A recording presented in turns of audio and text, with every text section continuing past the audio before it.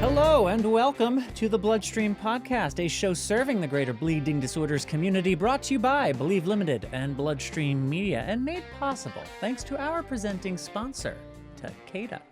I'm your patient advocate and host, Patrick James Lynch. And I'm your healthcare advocate, nonprofit nerd, and your other host, Amy Bradford, reminding you to please speak with a healthcare professional before making any treatment decisions. Nonprofit nerd still makes me giggle, even though I've heard it 62,000 times. True.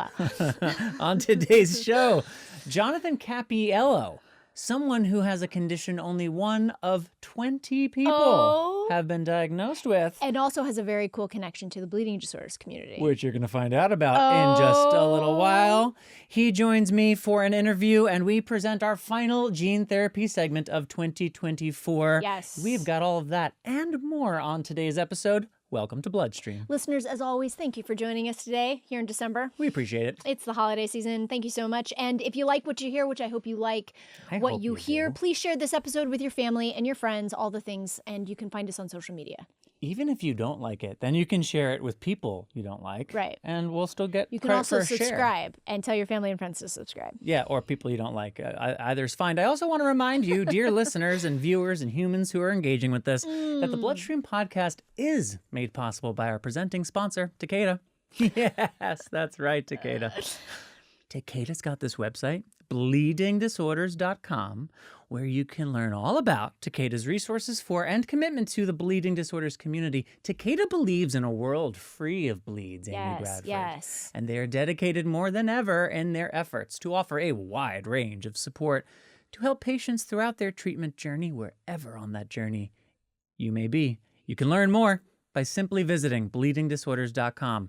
One more time, grab that pen, bleedingdisorders.com. And for their ongoing support and founding support of the BloodStream podcast, I would just like to say thanks, Takeda. Thank you, Takeda. Oh, Amy Bradford. We've got 2 episodes left, and then it is 2025. I know. How you been? I know. Pretty good. You were at ASH. I was at ASH. The American Society of Hematology's annual meeting. Let me tell you something. I have been to ASH the last 3 years to do something actually unbleeding disorder related. It was for another one of our clients. And every time I have been to ASH, every Uber driver is like, "Are you here for the thing?" Because it's like a huge thing. There are just thousands and thousands upon thousands of hematologists just swarming onto one city, and everybody like freaks out about it. Yeah, the lanyards. You walk around it was at San Diego, and everyone has an ASH lanyard. Anyway, it was a hoot. I didn't go really to ASH. We went it was a production shoot actually for one of our clients in the rare hemolytic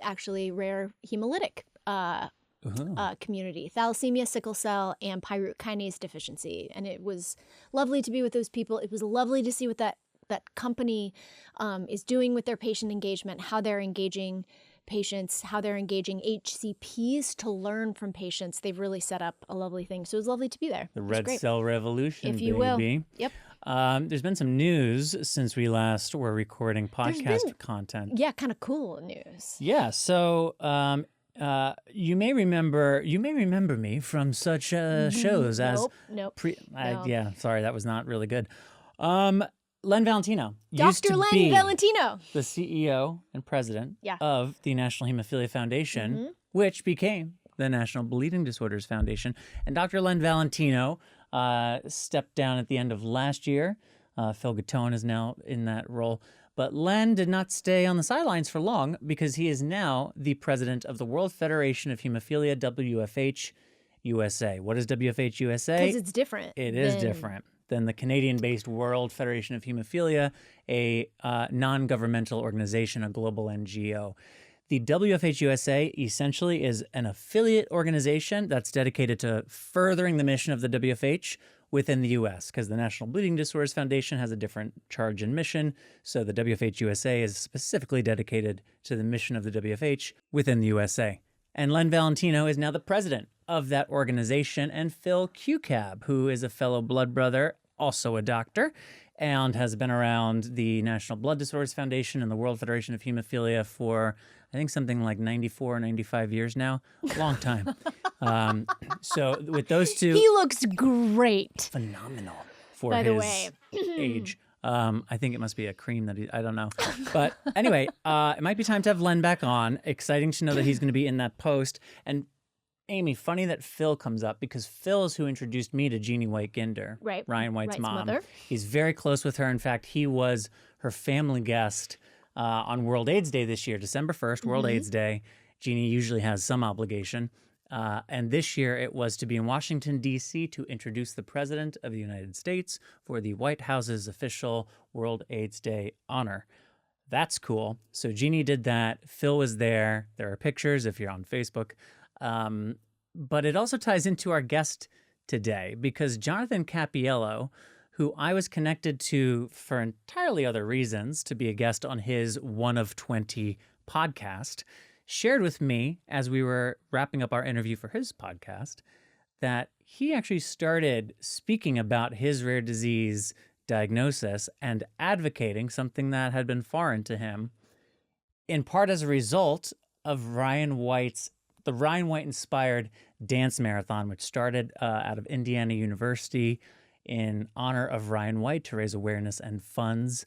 It spread across the country, and it engaged Jonathan Cappiello, and we found that we had this interesting connection when we spoke for his podcast. So I invited him to come on to BloodStream and speak with me about why he does what he does, this fun connection to Ryan White, and a bunch more. Take a listen. BloodStream listeners, I'm joined now by Jonathan Cappiello. He's the host of the One of 20 podcast because he has a rare disease that makes him one of 20, which we're going to talk about here in just a moment. But let's give Jonathan a chance to say hi. Jonathan, thanks for coming on BloodStream. Welcome to the show. I appreciate you joining me. Hi, thank you so much for having me. It's an honor. So I had fun getting to know you a little bit for your show, One of 20. I want to ask you what led you to start that in the first place. But just to give us a little bit of foundation, tell us about this ultra rare disease you have. What is it? How is it manifested in your life? And what would you like people to know about it? Absolutely. So I didn't really dabble in the space of rare diseases. I always knew I had one. So to give you the full picture, back in 2000, so almost 25 years ago, 5 days before Christmas, I went into a coma. I, as an infant and early toddler, I had signs of being sick. They just thought I got the flu a lot, like I had stomach issues. They kind of really couldn't pinpoint it. And this was the year 2000. Like things weren't as advanced as they are today. Like we didn't have the technology that we did. So I went into my coma, very daunting for my parents. I don't remember like a moment of it. So I don't carry that with me. I just carry the memories that like my mom had shared with me about that day.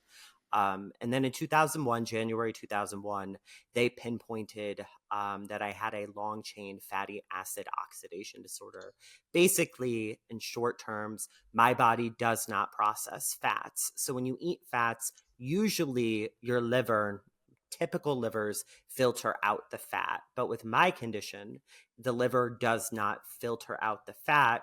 Therefore, the fat doesn't break down and it builds up on my liver. Fast forward to 2019. In May of 2019, genetic testing went from $100,000 to $100. So I was able to get genetic testing. And we found out through both of my parents getting tested and myself that I have a condition that less than 20 people worldwide have called 3-hydroxy 3-methylglutarol CoA synthase deficiency, which is very similar to my initial diagnosis. So not much changed. Basically, to add on to that, my body doesn't produce ketones, which makes me get tired quicker. And it's just overall it's kind of a day-to-day thing. So I have to watch what I eat. So I can only have 40 grams of fat per day, which may seem like a lot, but like if you think about it, 2 avocados have 40 grams of fat. So it's definitely a challenge. Since I've been 7 years old, I've been reading nutrition labels. But that is the long story short of how I got my diagnosis. Wow. So interesting. So, as one of 20 people, have you ever met or interfaced with another patient? One person from Ireland reached out and we had lost touch. through social media. We had connected during like the pandemic. We chatted here and there. It was very brief. But just getting that connection was reassuring. But besides that, nobody really. That is, which is, it's amazing you've even connected to one of the 20. I guess that's 5%. Technically, you've connected with 5% of the greater community in that regard. I know. So we discovered an unlikely common thread between our stories when I was on your podcast, and I want to talk to you about how you came to start it and how you came to pursue journalism, film, television in the first place. But just to go to this common thread, tell us about the Indiana University Dance Marathon and how you came to be involved with all that. Yeah, absolutely. So, to start off, I was affiliated with Dance Marathon in college. I no longer am affiliated as a student with them. They do wonderful work along with Children's Miracle Network hospitals. So, this is just my experience as a student fundraiser. I was actually catapulted into the position. It was kind of something that kind of fell into my lap almost. So, it was going into my sophomore year of college. So I want to say about 2018. And what had happened is I was involved with another organization unrelated, and they kind of left me high and dry. I had a passion for storytelling. I had a passion for film and video and all that good stuff. And basically what had happened is that somebody knew somebody who needed a multimedia chair for their dance marathon. I went to Quinnipiac University in Connecticut, and I talked to a few folks, made some things happen, and I became their inaugural multimedia chair. And I was 19 years old. I knew from my classes how to do the film and video aspect on a basic level, but I was still in the midst of my education. So for me, it kind of was one of those things where I was like, Jonathan, like, you have something that you can relate to your story that you've been hiding. You've kind of shoved it under the rug because you didn't want to seem different. And you really have an opportunity to kind of embrace who you are authentically. Um, so one thing led to another, and I joined Qthon. It is known as Qthon, and Qthon raises money. They did a 10-hour dance marathon. Now I believe it's 6 hours. For Connecticut Children's in Hartford, Connecticut. That's our local Children's Miracle Network hospital. And I made the first video. And it's crazy, Patrick. You probably know this. It's when you make a video or you do something in this space, people who are not familiar, who have never touched a video camera, when you do something, they're like, wow, you did that. Like, I just put a few video clips together and some music and like did a little here and there, just kind of what I knew at the time. And everybody was just so taken aback. And to me, that moment, I want to say it was October, it was Child Health Day. So October 1st, 2018, we had released the video and everybody just was in awe. And to me, it's something you had mentioned to me when you were on my podcast, is that the work we do needs to be meaningful. And I could be a PA on Law and Order or Jimmy Fallon or whatever, great programs. But to me, I wanted to do something bigger. I wanted to be something bigger than myself. And I was like, Jonathan, you have my internal monologue, you really have something special here. And one thing led to another. And I kept making videos and I kept improving. And then 4 years later, it's funny. Basically, I was awarded the Dance Marathon National Distinguished Leadership Award with about 27 other high school and college recipients. And it's funny, 4 years later, I'm applying for this award. I don't even think anything about it. Not because I'm not invested or I don't care. I was so in depth of doing my work for Dance Marathon that this award, I just kind of wasn't sitting around waiting for. I wasn't waiting for a phone call. I wasn't waiting for an email. I was so passionate about raising money and making videos and getting stuff on socials that I didn't even think about it. And then about a month later, I made the video. We had to do a video submission. Um, And for the video submission, what I did is I was like, hi guys, like it's Child Health Day or whatever it was, a Day of Miracles. We did something Day of Miracles where we raised $60,000 in one day. It was 5 minutes before the deadline. And I had shared this after. And basically, I was running home trying to get the video in, and I won. And I didn't win because I had this perfectly manicured story. I think it's because I was in the depth of raising the money and I took 5 minutes to explain why I was passionate. That was kind of my driving force. And it was during COVID, so I was awarded with an online recognition. And it just, to me, the work I did, it sits with me. And it's one of the proudest things I've ever done. Wow, that's so neat to hear about. I also am intrigued that it sparked this motivation to act with respect to your being someone who lives with the rare disease, which had previously been very behind closed doors, it sounds like. So how do you go from that initial spark of using your personal story and personal experience to advocate to starting this podcast, One of 20, which very explicitly puts you out there as someone who is a person living with a rare disease? That's a great question because I've been asked that a few times, and I think it's one of my favorite questions because I remember being in like 6th or 7th grade and going to the hospital, and everybody's like, "Why were you out for 2 weeks?" And you're a 13-year-old teenage boy. You don't want to be different. You want to be the fastest. You want to be the best. Like you want to be like cool. And I didn't think having a hospital stay was cool. So I kind of used to brush it under the rug. Fast forward 10 years later and some change, we had a podcast studio at my university. It was brand new. It was during COVID. I'm immunocompromised, so I couldn't do a lot during COVID. I managed to get some few events in here and there, but it was very limited just because I lived in a state and I went to a university that was very, very strict with their precautions. But I had this brand new studio. It was away from like the general public, like it was nestled in a corner at the last building on campus. So I said, why not take a chance? Why not take a chance in myself? So I launched the first episode in February, Rare Disease Day 2021. And what had happened is I didn't think it was going to get any traction. I kind of thought it was just a filler. I was working a dance marathon. I was really pumped.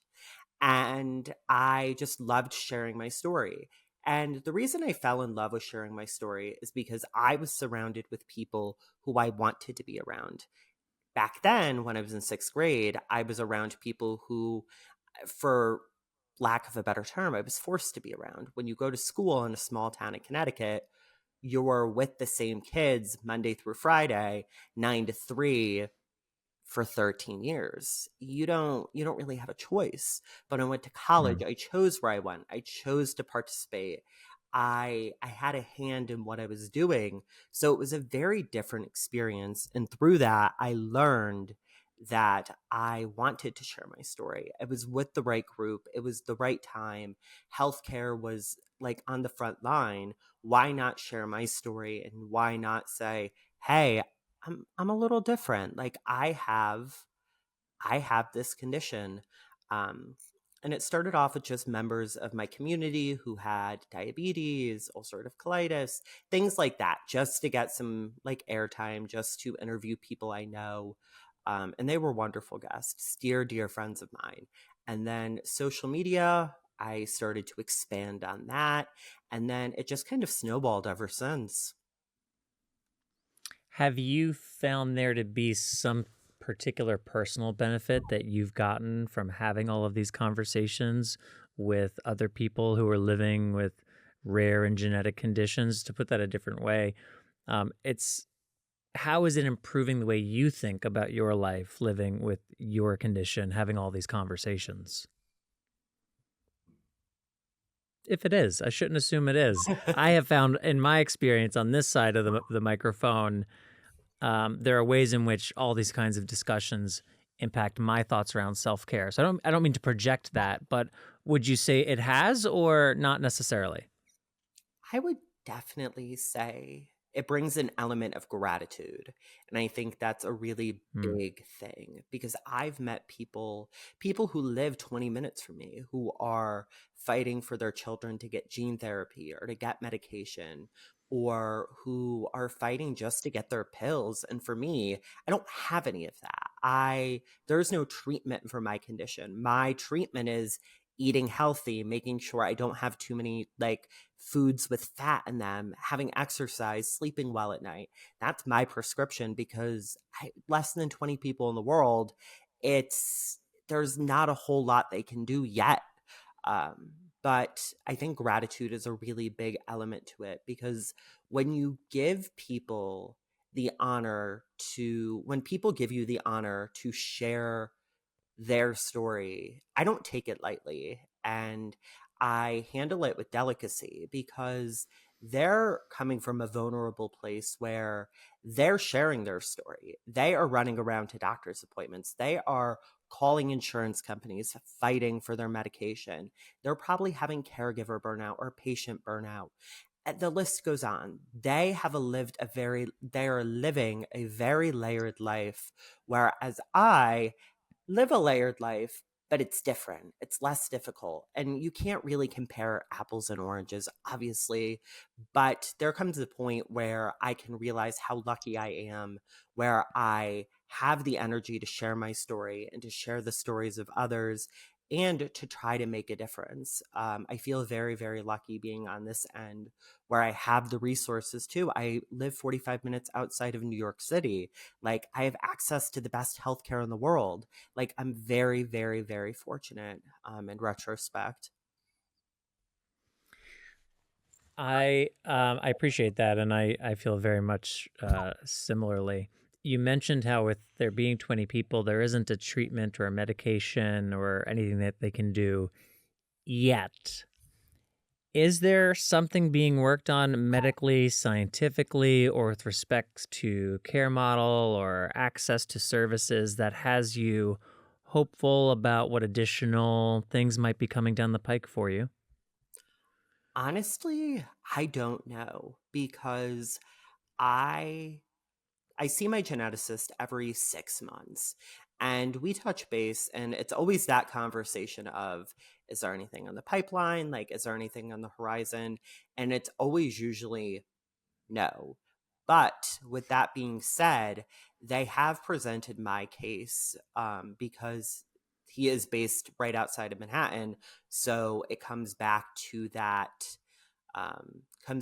element of sharing and meeting of the minds. He has used me as a case study. So even if it's not now, maybe one day, if I don't get a treatment, maybe a doctor who will start in 20 years will read about me and it'll light a fire for them to get started. But long story short, no, nothing on the horizon as of now. We've got a little bit of time left, and I'd like to hear a bit about your professional work, and in particular, I'd love to hear you talk a bit about what it is exactly that you do in the world of film, television, why you chose to study that in journalism in school. It doesn't sound, though, correct me if I'm wrong, like your condition necessarily impacted your job opportunities initially. But again, correct me if that's wrong. I am, however, curious in the post-COVID era, through COVID, post-COVID, as someone with immunocompromise, is that something that you're concerned about now or facing new challenges with now, professional advancements, so to speak? That's a really great question. And so I work for Comcast NBC Universal. I work for the local community access channel here in Connecticut. Um, Myself, along with my colleague, we oversee the day to day operations of our television studio. So we are open to the community whenever they want to come in. We serve 3 towns in the greater Danbury area, and when they want to come in and utilize our studio for whatever it may be, if they want to do a show on religion, politics, healthcare, lifestyle, whatever the case may be. We run a non-commercial television, and we are an organization within Comcast, NBC, Universal. And I love being there. I really do work with a really great team. And it's great work that I do because I get to help people share their stories. So we have people who do shows on human rights, who do food reviews, who do everything and anything over the years. We have done, my colleague's been there for quite a while, and she's seen quite a bit. But in the respect to my health and correlating the two, I have found that I work at a place that is very understanding of my condition. I'm always in the forefront. Hey, listen, this is what I have, and I kind of go through the whole spiel, because when you have a rare disease, you kind of have an elevator pitch. Hi, my name is Jonathan Cappiello. I have an ultra rare disease. It's kind of like second nature, and I have a team that is very understanding. But if you go back in time, not that I haven't, but I dabbled in the world of freelance work, and I was a production assistant working 50, 60 hours a week. And even though some people have that competitive edge, they have that nature where they grind and grind and grind. I realized with my health, that was not me. I was getting migraine headaches. I was super fatigued. And I realized that, and you kind of inspired me when you said that, where you wanted to do something bigger besides being like a production assistant or being a boom mic operator. For me, that really resonated with me because I had nobody that actually said that to me. Like, hey, you can do video and film, but you don't need to be on your feet 15 hours a day getting somebody coffee. Not that there is anything wrong with that, but that was not my trajectory. I knew that I wanted to work in this industry, but I knew that I had a different path than my colleagues and my peers. Um, and I just feel very, very lucky to be where I am at my job. I'm just very, very, very fortunate. And being a PA, I fulfilled my dream. I worked for a big network. I did it. I said I did it. It taught me a lot of valuable lessons. But on the other hand, I knew that it would probably kill me by the time I'm 30 if I was on my feet 8 days a week, because I know they, in traditional television, they do 8 days and like 16 hours. Like, for me, who's immunocompromised, it's not it. And obviously I'm going to face hurdles, but I think finding the right job and finding the right community has really helped me in the long run. I think that's a huge part of it, the community piece in particular. You talked about your team numerous times in there. So it's good to hear that it sounds like you're in a great match. Yeah. Because so often, folks that I talk to with rare diseases, the match isn't quite as well suited as it sounds like yours is. Listeners to this would have, I would think, be maybe interested in heading over to the One of 20 podcast to hear the episode with Jonathan's interview of me. I appreciated all the homework and care that you put into the preparation for that and the execution of that. You said earlier today that you take the sharing of other people's stories very seriously, and I felt that on my end of the experience with you. But my participation in your show aside, would you give our audience the elevator pitch of why they should come over and listen to the One of 20 podcast? What's it all about? Why should people come listen? Great question. I think for me, you should listen to the One of 20 podcast because I have people from all different walks of life. And I think that's the beauty of what you and I do. It's not, when you do film and television or storytelling, I always say to people, like, people think podcasts, they think entertainment, sports, like wellness. But for us, there are people, and I know you know Effie Parks, she's another fantastic podcaster. Mm-hmm. I want to be able to share stories that relate to people, that resonate to people from San Francisco to Boston to Sydney to the middle of Great Britain. I want the world to know that there are people like them and they don't have to be alone. And I want my conversations to feel like you're talking to old friends and that, hey, listen, Patrick has hemophilia A. This is what he can do with his life.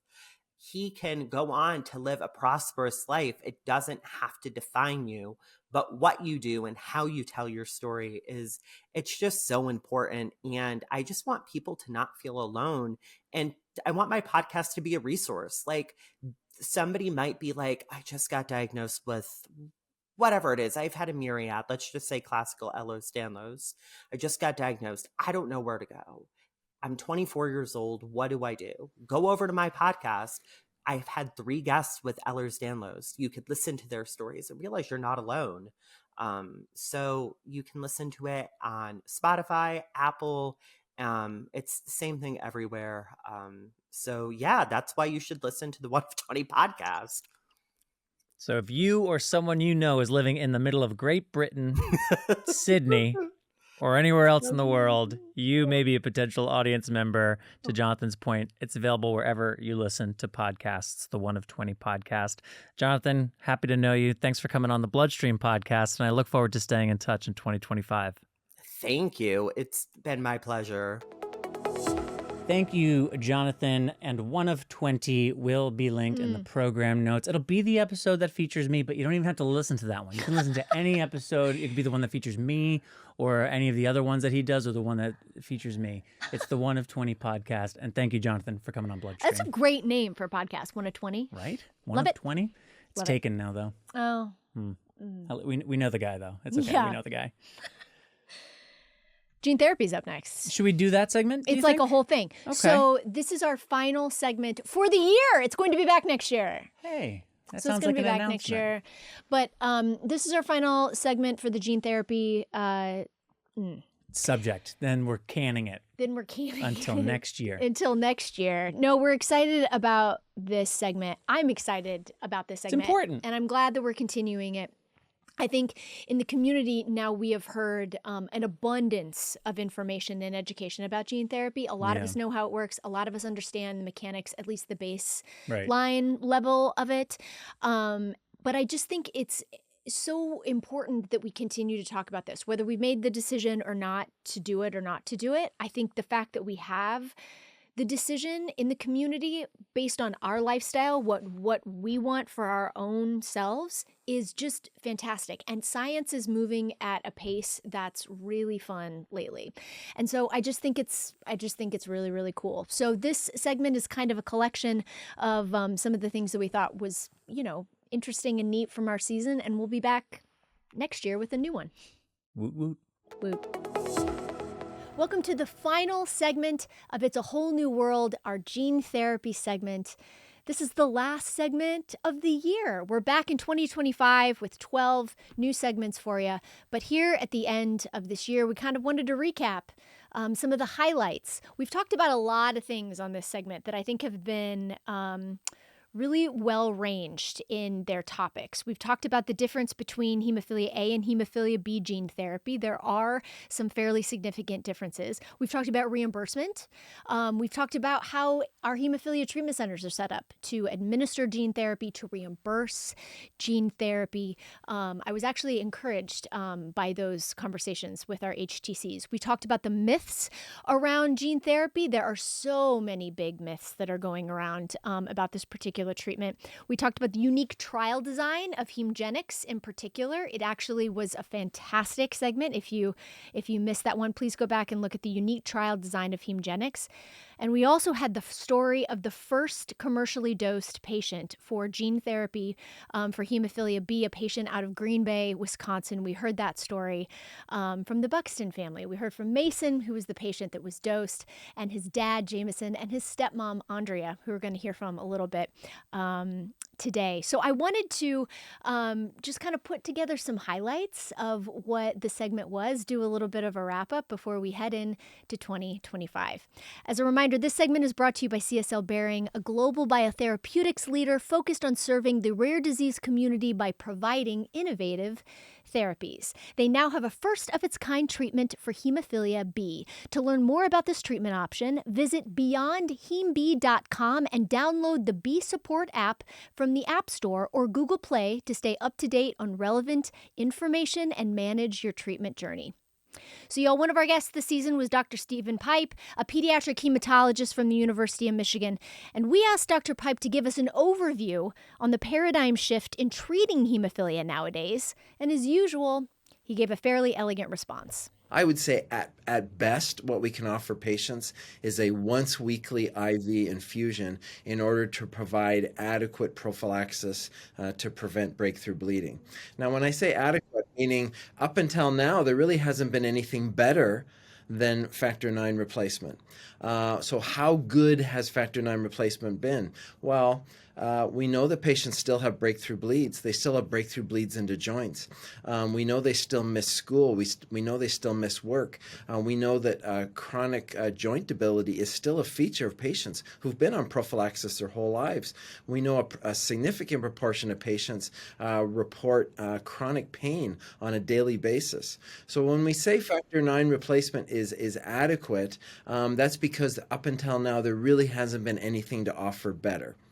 So this is a paradigm shift. Instead of having to replace the protein over and over and over again, we're going to take a different approach here, and we're going to have the patient's own liver be the factory that makes the factor IX.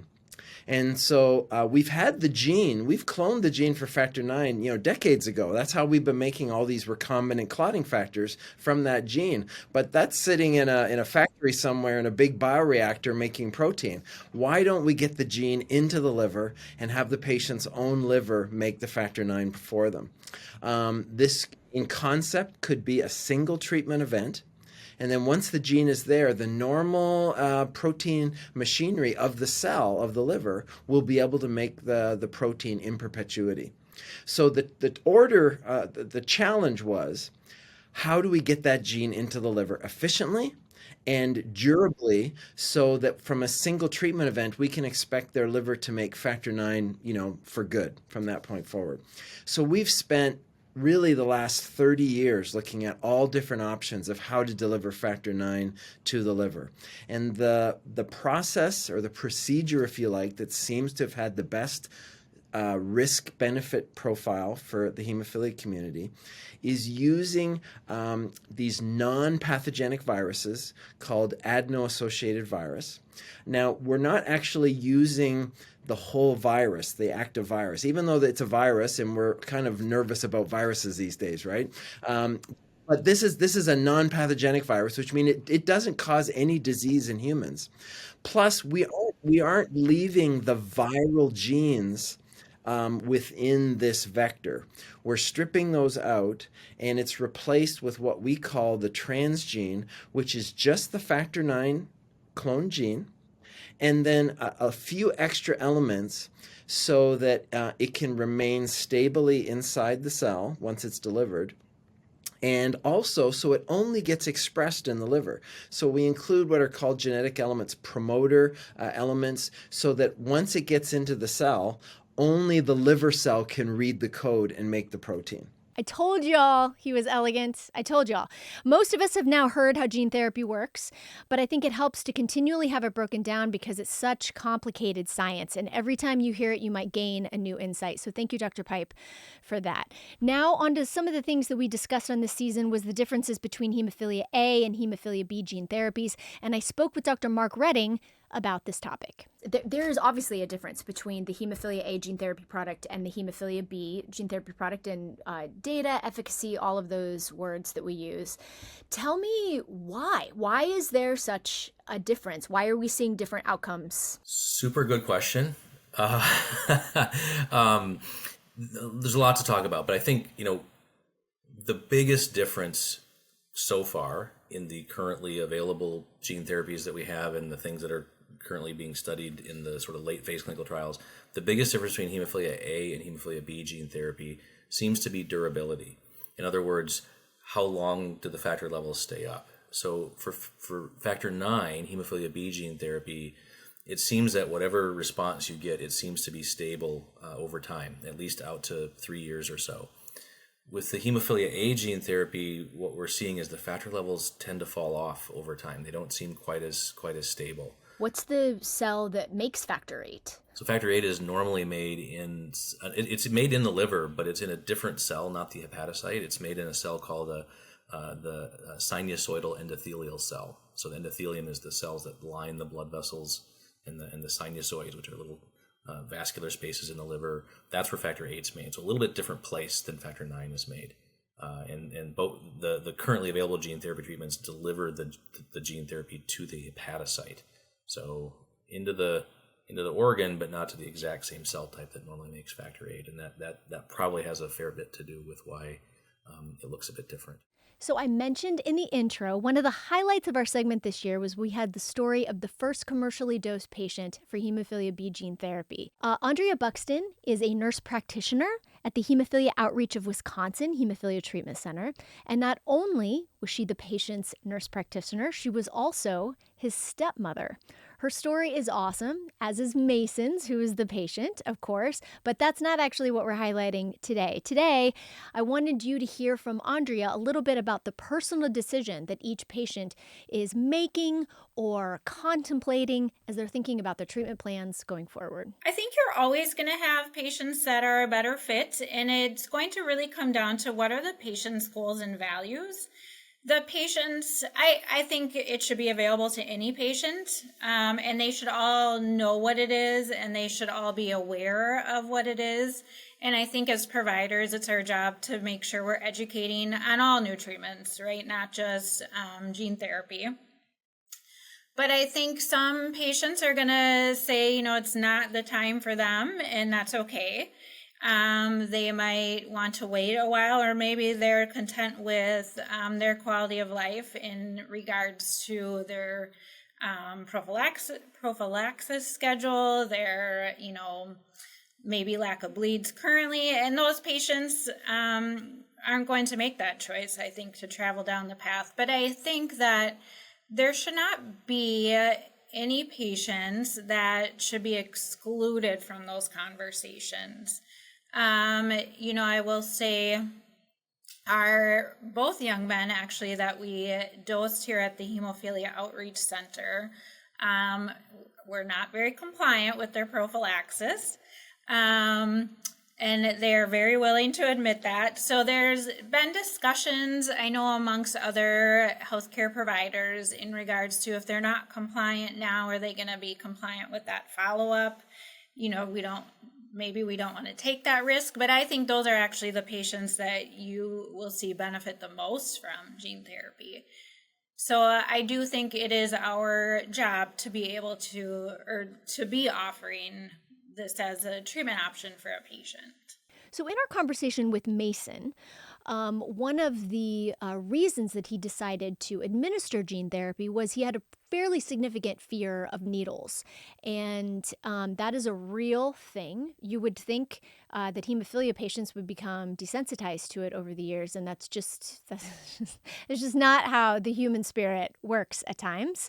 And so we hear from Andrea, I think, a little bit about her experience with Mason, his fear of needles, and his decision to move forward with administering gene therapy. You would think like he'd be kind of desensitized to that after all these years of the pokes that he had, but he just never could. So I think that, a lot of the patients pursuing maybe the gene therapy have that same, maybe fear of needles, or they just, they're younger, and we know that younger people generally are not the most compliant with medications. And I think, or have always thought that ironically, it's, males that suffer from a bleeding disorder the most, right? We've got definitely a larger population of severe to moderate hemophilia males than we do females, but males generally are a little less compliant.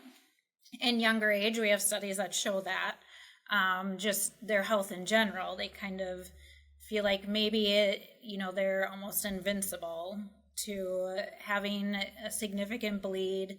And then unfortunately they don't do their prophylaxis and they have a bleed and they're reminded that that's right, I have hemophilia and now I have to treat or I'm going to have further problems down the road. So those are my highlights. Those are my highlights for y'all. We're so excited to be back in 2025 to offer new topics about gene therapy, to push a little bit deeper into the space and to kind of learn not only about the science, but also the conversations that are around this new fantastic treatment, because it is a whole new world. Again, this segment has been brought to you by CSL Behring, which has a first-of-its-kind hemophilia B treatment. Visit beyondteamb.com or download B Support wherever you get your apps for more information. And that is a wrap on our gene therapy segment for 2024. We will be back next year with more. For now, though, thank you to Dr. Pipe, Dr. Redding, and Andrea for contributing to this segment. Thanks as well to Jonathan for joining me earlier in the show. And thanks as always to our presenting sponsor, Takeda, bleedingdisorders.com for more. Yes. And thank you to our gene therapy segment sponsor, CSL Behring. We could not produce the BloodStream podcast without this support, and for that we are grateful. Amy Bradford, after the penultimate episode is the ultimate episode of the year, December 27th, our final episode of 2024. What can the listeners expect to hear? It's a blood brother smorgasbord. We have I'm Fine with Michael Bishop, and beloved community member Max Feinstein is having surgery. Yes, he is. So we shall talk about that. We're going to talk about it. And honestly, if you think about it, if there's one person in the community that you're like, I want to follow this dude's like surgery journey. Everything. 100%. I want to follow the Max everything journey. I want the Max reality show. 100%. I just want to be with Max while he's experiencing 100%. Earth. Love that dude. Love that dude. We'll do that a little bit. Also, I think he was on like a moving train when we talked to him. Really? Yeah. He had the most interesting background situation the first time we talked for this little conversation. I was like, where are you right now? But he was locked in. He's a pro. So there it is. Well, anyway, with that, that is all for this episode. Be sure to subscribe to the BloodStream podcast wherever you listen, if you haven't already, to have the next episode delivered to you the moment it goes live. And as always, you can email us at mailbag@bloodstreammedia.com. You can do it. That is the address. I if believe you would in like questions, concerns, quibbles, maybe guests that you're like, I would love to, all the things, mailbag@bloodstreammedia.com, and find us on socials. Please do that. And I am your host, Patrick James Lynch. And I'm your other host, Amy Bradford. Until next time, the ultimate episode of 2024, take self-care of yourself. Bye, everybody. Bye-bye.